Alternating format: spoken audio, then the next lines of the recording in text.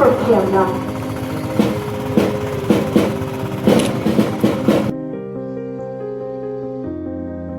স্বাধীনতা দিবসের আগে দেশ জুড়ে শুরু হয়েছে হর ঘর তিরঙ্গা কর্মসূচি।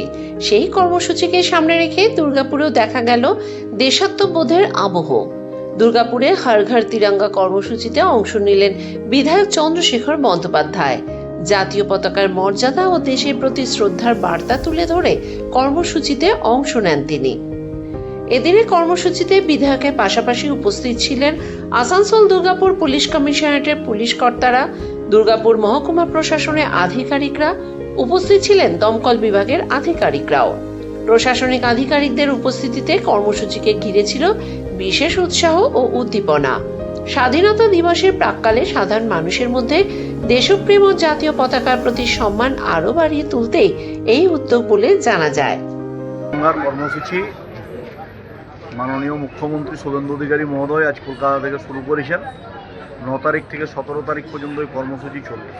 কোথাও যোগা, কুইজ কম্পিটিশান, বাড়ি বাড়ি তেরঙ্গা বিতরণ এবং প্রত্যেক বাড়িতে তেরঙ্গা উত্তোলন, তার সাথে তেরঙ্গা যাত্রা করা। আমরা এই হর ঘর তেরঙ্গার কর্মসূচি বিভিন্নভাবে পালন করছি।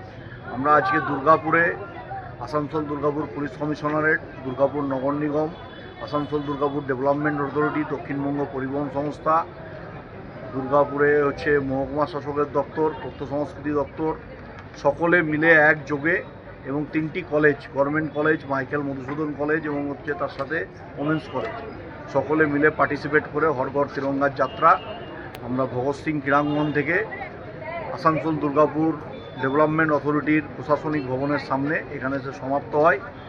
হর ঘর তিরঙ্গা কর্মসূচির মাধ্যমে প্রতিটি ঘরে জাতীয় পতাকা উত্তোলনের বার্তা দেওয়ার পাশাপাশি স্বাধীনতার ইতিহাস, দেশের প্রতি দায়বদ্ধতা এবং জাতীয় ঐক্যের ভাবনাকেও সামনে তুলে ধরা হয়।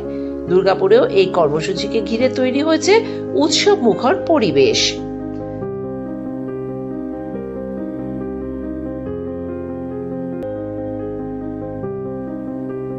দুর্গাপুর থেকে সনাতন গড়ের রিপোর্ট, আমার কথা নিউজ।